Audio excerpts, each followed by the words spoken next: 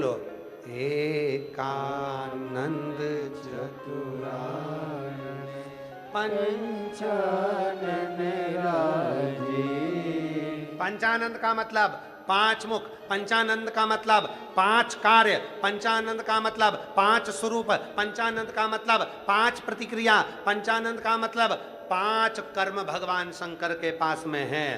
पहला कर्म है शंकर जी का प्रकृति अर्थात संसार को बनाना, दूसरा है संसार का पालन करना, तीसरा है संसार का संहार करना, चौथा है संसार में से आलोप करना और पांचवा है संसार में जन्म लेने वाले पर करुणा करना। ये पांच चीजें शंकर जी के पास है। पर शिव जी ये विचार करे कि मैंने पांचों चीज मेरे पास रख कर रखी है तो मैं भजन कब करूंगा। तो शंकर भगवान ने भगवान ब्रह्मा जी को बुलाया, ब्रह्मदेव इधर आओ। ब्रह्मा जी ने पूछा क्या है प्रभु जी। तो कहा एक काम करो, मेरे एक मुख की पूजन तुम करो और एक काम तुम लो। क्या काम। तो कहा संसार को बनाने का काम, संसार को प्रकट करने का काम तुम्हारा, संसार बनाने का काम ब्रह्मा जी को दे दिया। भगवान विष्णु को बुलाया, नारायण से कहा एक मुख की पूजन तुम करो। भगवान विष्णु ने पूछा क्यों। तो कहा एक काम तुम्हें देता हूं, संसार का पालन तुम्हें करना है, सारे संसार को तुम पालन करो। ठीक है।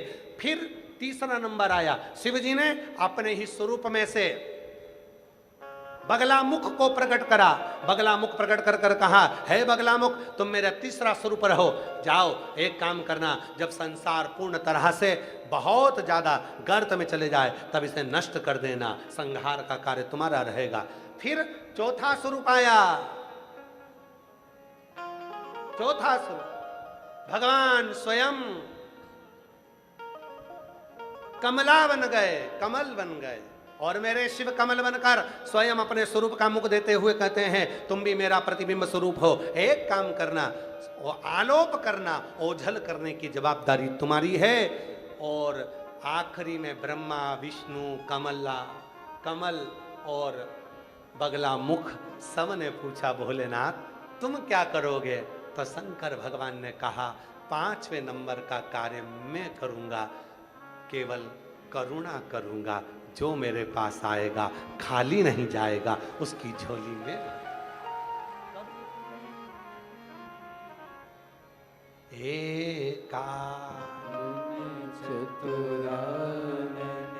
पंचानन राजी, भोले पंचानन राजी, हंसासन करुणासन, हंसासन करुणासन, वृषवाहन सजे, ओम हर हर हर महादेव।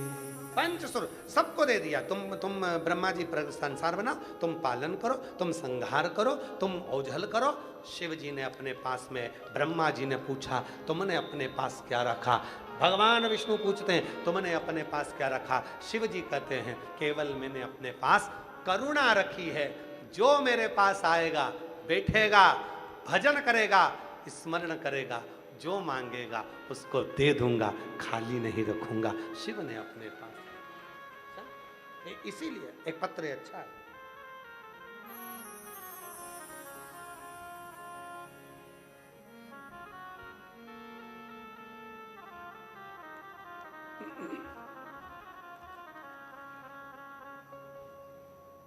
मैं सुनीता, मेरे पति लक्ष्मण सिंह राजपूत, पुत्र अमित सिंह, उम्र 19 साल, गांव बोंद कला, जिला दादरी, हरियाणा से आई हूँ।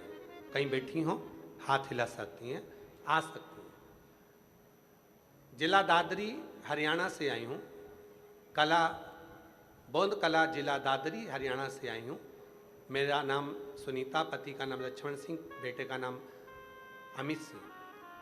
मैं और मेरा बेटा कथा सुनते मंदिर जाते, उसने कहा मम्मी मैं सरकारी नौकरी लग जाए, करनाल की कथा में लेकर जाऊंगा। फौजी की पहली लिस्ट लगी, उसका नाम नहीं आया। बाबा मेरा बेटा सा टूट गया और उसने चुप होकर घर रहने लगा। उसने कहा माँ मेरी नौकरी नहीं लगी। मैंने कहा सियोर वाला बाबा आया है करनाल में कथा करने के लिए, मंडी में कथा हो रही है, तू चल तो सही एक बार। नहीं माँ, मेरी नौकरी नहीं लगी, मैं जाऊंगा नहीं।